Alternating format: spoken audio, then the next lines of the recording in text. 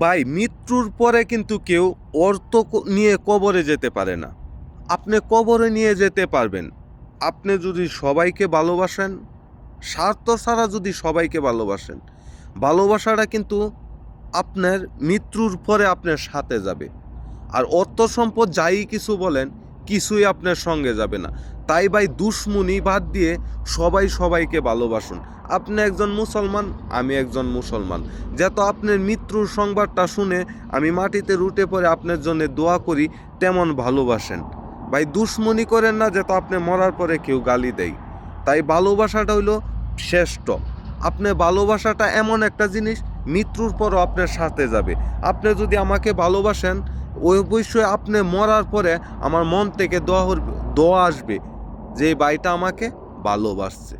তাই ভাই, ভালোবাসা কোনো সময় অকিছু না। ভালোবাসাটা এমন সম্মানী জিনিস যেটা আপনি মৃত্যুর পরেও কাজে আসবে।